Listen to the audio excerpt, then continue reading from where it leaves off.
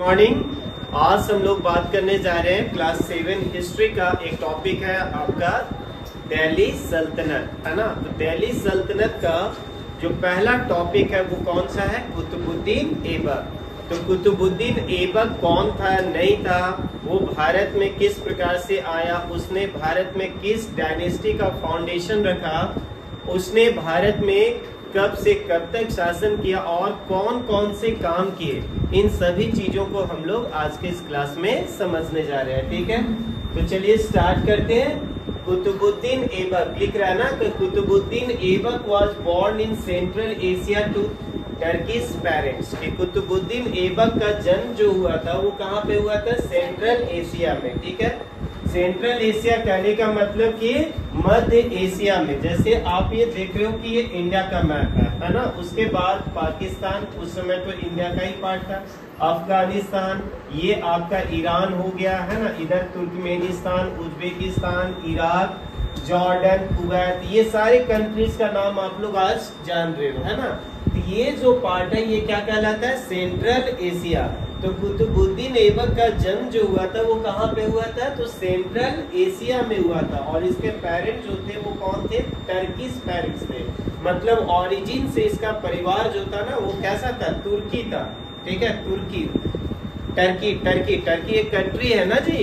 तो ठीक है, इसके पेरेंट्स जो थे वो टर्किश थे। कहानी इसका बचपन का ही ना जो है वो बहुत मजेदार है। ये अपने भाई बहनों में सबसे छोटा था। ठीक है, और जैसा कि हम लोग अपने इंडियन फैमिली में भी देखते हैं कि घर का जो छोटा बच्चा होता है वो सबका बहुत प्यारा होता है। ऊपर से ये बच्चा बचपन में कुतुबुद्दीन ऐबक जो था ना वो बहुत खूबसूरत था। तो घर में इसके माता पिता इसको बहुत प्यार करते थे, बहुत लाड दुलार करते थे। तो इस वजह से इसके खुद के भाई बहन जो लोग थे ना वो इससे जलते थे। टॉफी पापा किसको लाके दिए? कुतुबुद्दीन को। मम्मी पिज्जा खिला रही है, किसको? कुतुबुद्दीन को। उस समय पिज्जा नहीं था, ऐसे ही सुना रहे। मतलब मम्मी पापा का सबसे ज्यादा प्यार किसको मिलता था? कुतुबुद्दीन को। इस वजह से इसके भाई बहन लोग जो थे ना वो इससे क्या करते थे? जेलस फील करते थे, जलते थे। एक दिन बवंडर हुआ। क्या हुआ? इसके भाई बहन लोग ही आपस में प्लानिंग किए, बोला चलो तेरे को मेला घुमा के लेकर आते हैं।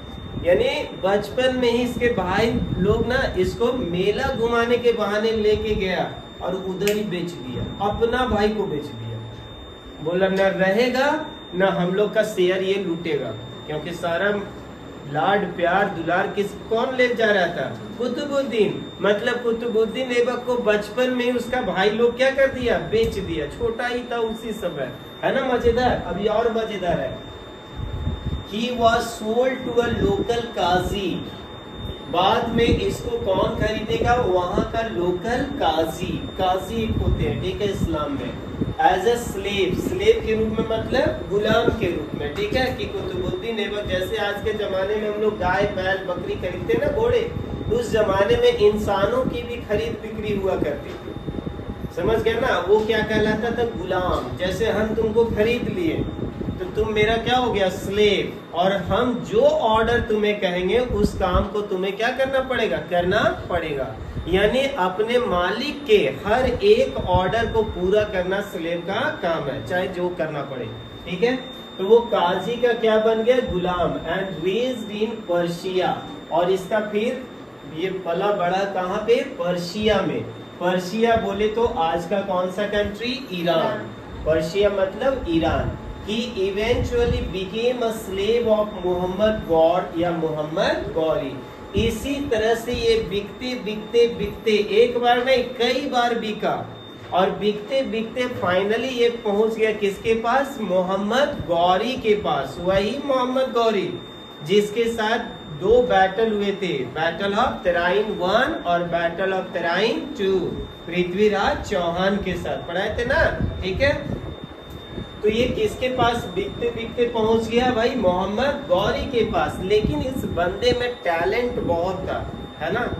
ये घुड़सवारी सीखा, आर्मी का जो ट्रेनिंग होता है उन चीजों को सीखा, और ये उसके घोड़ी की सेना में सबसे पहले ना वो एक सैनिक के रूप में बहाल होता है। लेकिन अपने टैलेंट के बल पे ना मोहम्मद गौरी उसका कमांडर इन चीफ बनेगा, मतलब मुख्य सेनापति बन जाएगा। ठीक है, और आगे की कहानी तुम लोग को पढ़ा है कि मोहम्मद गौरी जब भारत में अटैक करने के लिए आएगा, कौन से बैटल में, बैटल ऑफ तराइन। ठीक है, तो उस समय ऐबक भी साथ में आएगा। ठीक है, Aibak was able to prove himself in the service of Gauri and was appointed to a military position।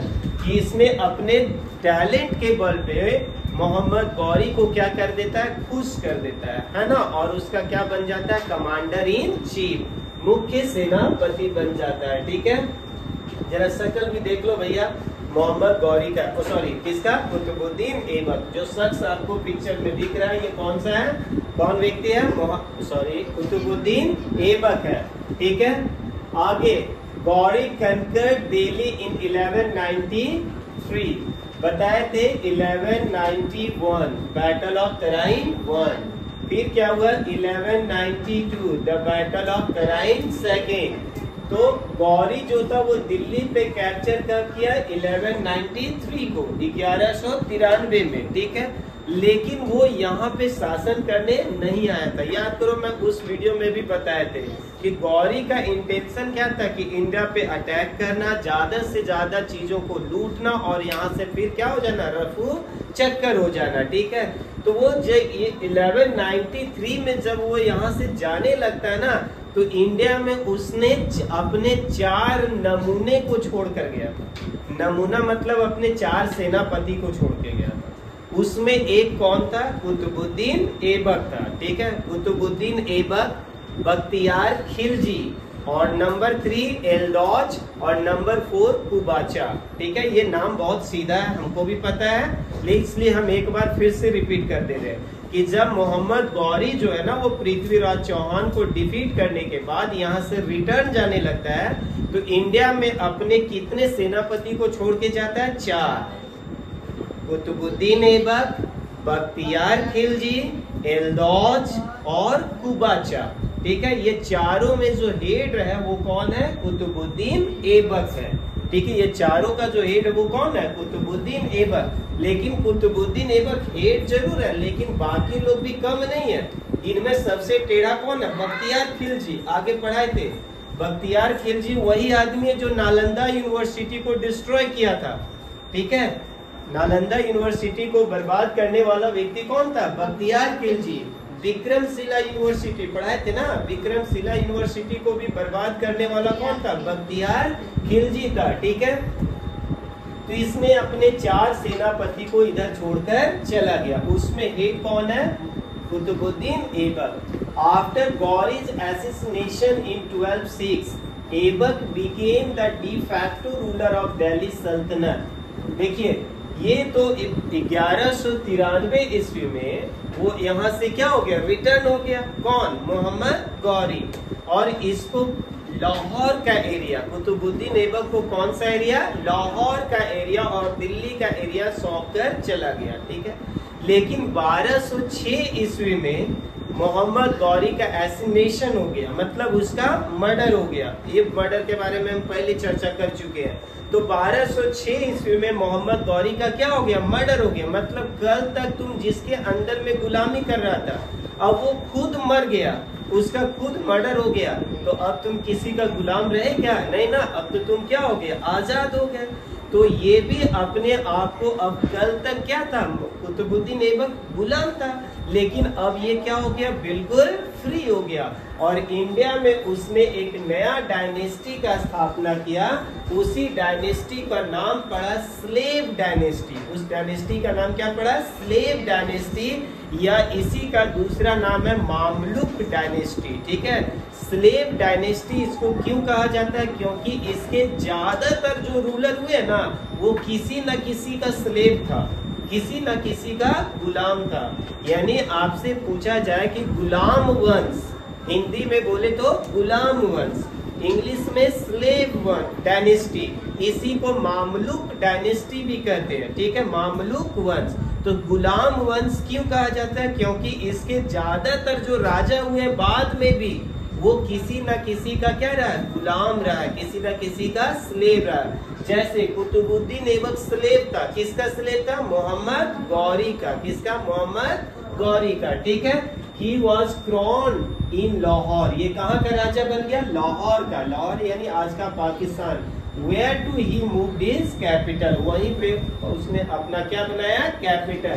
कहा जाता है कि कुतुबुद्दीन ऐबक दिल्ली आना चाहता नहीं था, जल्दी नहीं आना चाहता था, क्योंकि डर था इसको, किससे, बख्तियार खिलजी को तो भेज दिया गया था कहाँ पे, बंगाल के लिए, ठीक है। बख्तियार खिलजी को कहाँ का एरिया सौंप दिया गया था, बंगाल, कि तू जाओ बिहार बंगाल ये सब को संभाल के रखो। लेकिन एलदौज और कुबाचा था, वो इसके लिए क्या था, खतरा था, इसको डर लगता था कहीं जाए और दिल्ली में टपका दिया तो, इसलिए जल्दी दिल्ली आता नहीं था। आदमी बहुत जेंटलमैन है, आगे पढ़ेंगे। Aibak was the first Muslim सल्तनत रूलर इन नॉर्दर्न इंडिया। अभी तक देखो बहुत सारे मुस्लिम इन्वेजन हुए इंडिया में, बहुत सारे मुस्लिम आक्रमणकारी आए इंडिया में, उसने लूटा और यहाँ से लूटकर चला गया। लेकिन यहाँ दिल्ली की गद्दी पे किसी ने तख्त नहीं डालकर बैठा, मतलब दिल्ली की गद्दी पे बैठने वाला ये पहला मुस्लिम शासक था। कौन, कुतुबुद्दीन ऐबक, ठीक है। द डायनेस्टी ही एस्टैब्लिश्ड, जिस डायनेस्टी का इसने स्थापना किया उसको क्या कहा गया, स्लेव डायनेस्टी। क्या नाम दिया गया, स्लेव डायनेस्टी, अभी बताए ना। और इसी को मामलुक डायनेस्टी भी कहा जाता है, ठीक है। आइए अब थोड़ा सा कहानी को बैक लेकर चलते हैं। बैक ले जाने का मतलब क्या है कि जब वो मोहम्मद गौरी है ना 1193 में मोहम्मद गौरी जब इंडिया से वापस जाने लगता है तो वो कहाँ पहुंचता है, अजमेर। कहाँ पहुंचता है, अजमेर। याद करिए अजमेर पृथ्वीराज चौहान का एरिया, पृथ्वीराज चौहान का एरिया है ना, पृथ्वीराज चौहान एक है ना रूलर था जी। तो वो यहाँ से जाने के पहले उसकी ख्वाहिश थी ना कि वो इंडिया में क्या करे, नमाज अदा करे। उस समय तो इंडिया में कोई मस्जिद नहीं थी तो नमाज कैसे अदा करे, है ना। तो उसने ऑर्डर दिया कि मेरे लिए नमाज अदा करने के लिए मॉस्क्यू बनाया जाए। क्या बनाया जाए, मॉस्क्यू बनाया जाए, यानी कि मस्जिद का निर्माण किया जाए। तो भाई आनन फानन में तुरंत तो मस्जिद बनेगा नहीं। तो अजमेर में एक सरस्वती मंदिर थी, ठीक है। अजमेर में क्या था, एक सरस्वती मंदिर था, उसी को तोड़ा गया, उसको क्या किया गया, तोड़ा गया, है ना, और रिकंस्ट्रक्ट किया गया। रिकंस्ट्रक्ट करके 60 आवर्स में, कितने आवर्स में, 60 घंटे में थोड़ा बहुत मॉस्क्यू का रूप दिया गया। 60 घंटे में क्या बनेगा, 60 घंटे में क्या मस्जिद बन जाएगा। उस जमाने में इतना टेक्नोलॉजी भी नहीं थी, इतनी मशीनरीज भी नहीं थे। तो 60 घंटे में उस टेम्पल को तोड़कर मॉस्क्यू का रूप दिया गया, ठीक है। इसी का नाम पड़ा क्या, 2.5 दिन का झोपड़ा। क्या नाम पड़ा, 2.5 दिन का झोपड़ा। आपके बुक में भी है कि 2.5 दिन का झोपड़ा कहाँ पे है, तो अजमेर में। किसने बनाया, कुतुबुद्दीन ऐबक ने। किसके लिए बनाया, मोहम्मद गौरी के लिए। किसके लिए, मोहम्मद गौरी के लिए।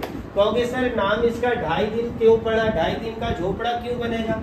तो भैया 60 आवर्स है, 60 आवर्स को तोड़ो, 24 आवर्स इक्वल टू 1 डे, फिर 24 आवर्स इक्वल टू 1 डे, तो कितना हो गया, 48 आवर्स, मतलब 2 डेज हो गया।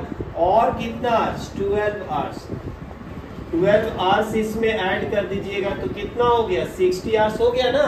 तो 60 आवर्स का मतलब कितना दिन, 2.5 दिन हुआ, 2.5 डे, 2.5 डे।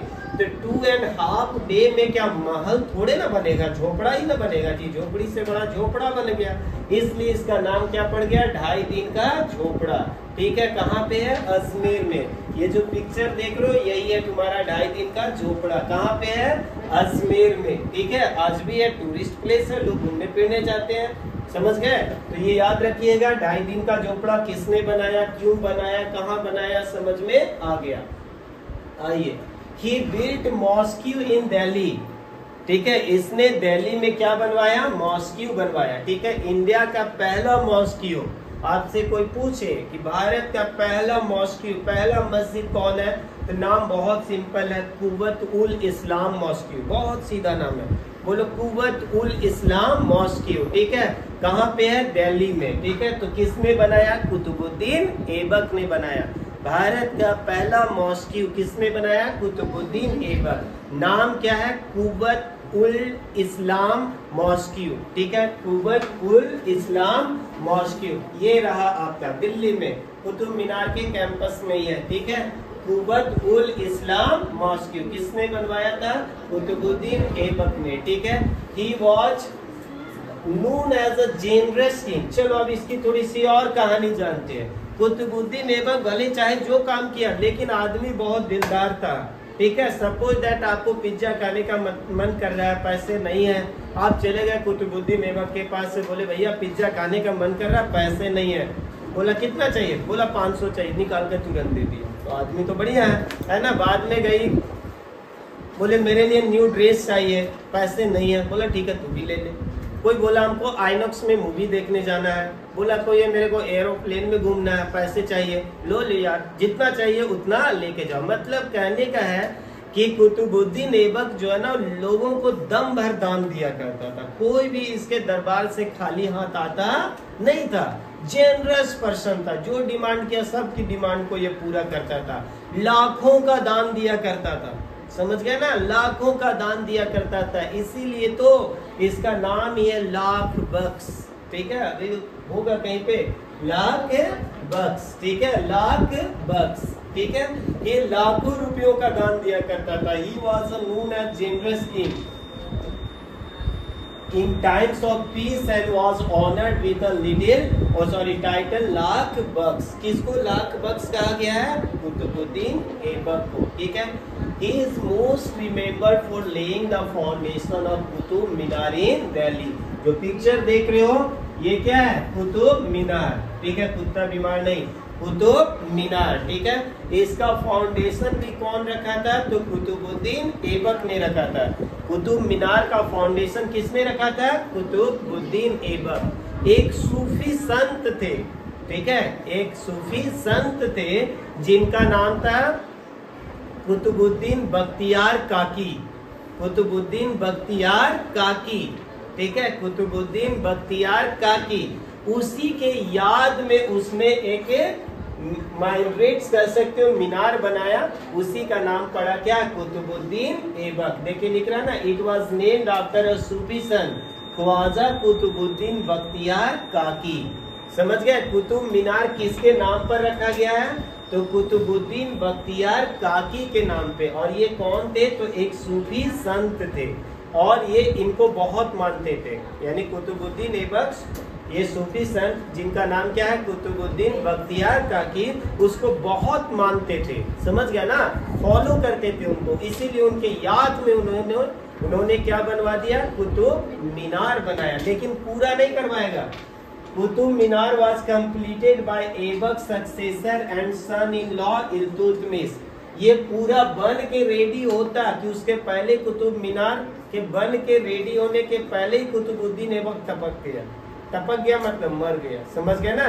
ये इसका फाउंडेशन जरूर रखा, मतलब बनवाना शुरू किया, पूरा नहीं करवाया। क्यों नहीं करवाया? बेचारा खुद टपक गया तो ऊपर से थोड़े ना बनवाता, ठीक है। ये क्या है? 240 फीट टॉल टावर। ये यहाँ से है ना, बॉटम से टॉप तक इसका हाइट कितना है? 240 फीट, 240 फीट, ठीक है, याद रखिएगा। पूरा कौन करवाया है? इल्तुतमिश। क्यों करवाया है? आगे की कहानी जब इल्तुतमिश पढ़ाएंगे तब आपको पता चल जाएगा, ठीक है। 1206 ईस्वी में, 1206 में, अभी बताए थे ना 1206 में ये राजा बना था। 1206 में, 1206 ईस्वी में ये क्या बना था? रूलर बना था, ठीक है। किस डायनेस्टी का बना था? स्लेव डायनेस्टी का। किस डायनेस्टी का? स्लेव डायनेस्टी का ये रूलर बना था, ठीक है। और इसको एक गेम खेलना बहुत पसंद था, पोलो। इंडिया में पोलो इंट्रोड्यूस करने वाला व्यक्ति भी कौन था? कुतुबुद्दीन ऐबक। इंडिया में पोलो गेम जो घोड़े पे बैठ के खेला जाता है, इस गेम की शुरुआत इंडिया में किसने किया था? कुतुबुद्दीन ऐबक। और इसको ये गेम खेलना बहुत पसंद था। तो एक दिन बेचारा घोड़े को एकदम फुल स्पीड में दौड़ा रहा था, पोलो खेल रहा था। बेचारा शायद हेलमेट नहीं पहना होगा, उलट गया, मर गया। जा नहीं समझे? अरे घोड़े से गिर गया बेचारा। कब गिर गया, कब मर गया? 1210 ईस्वी में। हाँ ठीक है, देखो बेचारा गिरा हुआ है, हेड इंजरी हो गया। देखो घोड़ा कोलैप्स है ना, और बेचारा कुतुबुद्दीन ऐबक उलट गया, घोड़े से गिर गया, हेड इंजरी हो गई। ठीक है, हेड इंजरी हो गई, सर में चोट लगी 1210 में, और बेचारा अल्लाह को प्यारे हो गए। ठीक है, यानी इसने शासन कितने ईयर्स किए? 4 साल। अच्छा शासन किया, किसी को सताया नहीं, बहुत ज्यादा किसी को परेशान नहीं किया, लाखों का दान दिया, लाख बख्श के नाम से जाना जाता है। कुतुब मीनार का फाउंडेशन रखा। आज भी हम लोग दिल्ली जाते हैं, कुतुब मीनार के पास जाके सेल्फी वेल्फी लेते हैं, घूमते फिरते। काम ठीक ठाक किया, पोलो को इंट्रोड्यूस किया। लेकिन 1210 ईस्वी में पोलो खेलने के दौरान एक्सीडेंटली इसकी क्या हो गई? डेथ हो गई। ठीक है, और जब मर गया तो इसको दफन कर दिया गया। कहाँ पे दफन कर दिया गया? लाहौर में। कोई आपसे पूछेगा कि कुतुबुद्दीन ऐबक का टॉम्ब कहाँ पे है? मकबरा। कुतुबुद्दीन ऐबक का मकबरा कहाँ पे है? लाहौर में। ठीक है, कोई प्रॉब्लम? अगला राजा जो है, अगला रूलर इस डायनेस्टी का इल्तुतमिश। कौन? इल्तुतमिश। मजेदार कहानी है, अगले क्लास में देखेंगे। ठीक है, थैंक यू।